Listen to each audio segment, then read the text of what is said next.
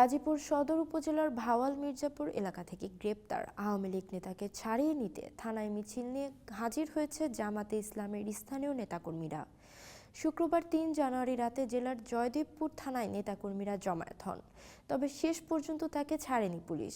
গ্রেপ্তার ব্যক্তির নাম শফিকুল ইসলাম শিকদার, বয়স ৩৮। তার বাড়ি গাজীপুর সদর উপজেলার মির্জাপুর ইউনিয়নের বিকেবাড়ি এলাকায়। তিনি মির্জাপুর ইউনিয়নের ২ নম্বর ওয়ার্ড আওয়ামী লীগের সাংগঠনিক সম্পাদক।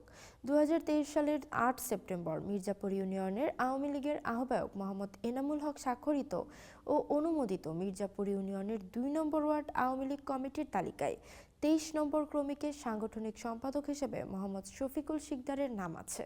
পুলিশ ও স্থানীয় সূত্রে জানা যায়, জয়দেবপুর থানার করা একটি মামলার পরিপ্রেক্ষিতে শুক্রবার সন্ধ্যায় পুলিশ অভিযান চালিয়ে ভাওয়াল মির্জাপুর বাজার এলাকা থেকে শফিকুল শিকদারকে গ্রেপ্তার করে। গ্রেপ্তারের পর শফিকুলকে থানায় নিয়ে গেলে রাত ৮টার দিকে একটি বিক্ষোভ মিছিল নিয়ে থানার সামনে হাজির হন স্থানীয় জামায়াত নেতাকর্মীরা। পরে তাদের মধ্য থেকে কয়েকজন নেতাকর্মী থানার ভারপ্রাপ্ত কর্মকর্তা ওসির কাছে গিয়ে গ্রেপ্তার শফিকুলকে তাদের লোক দাবি করে ছেড়ে দেওয়ার তদবির করেন।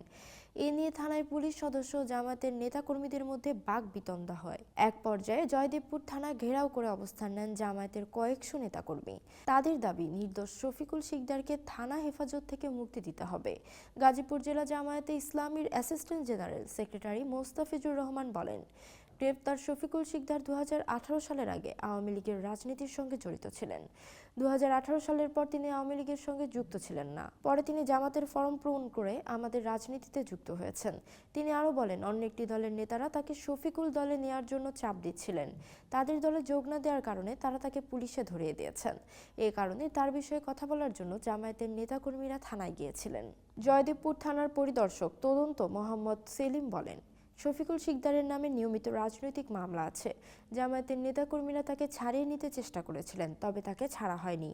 এ বিষয়ে পরবর্তী আইনি প্রক্রিয়া চলমান রয়েছে।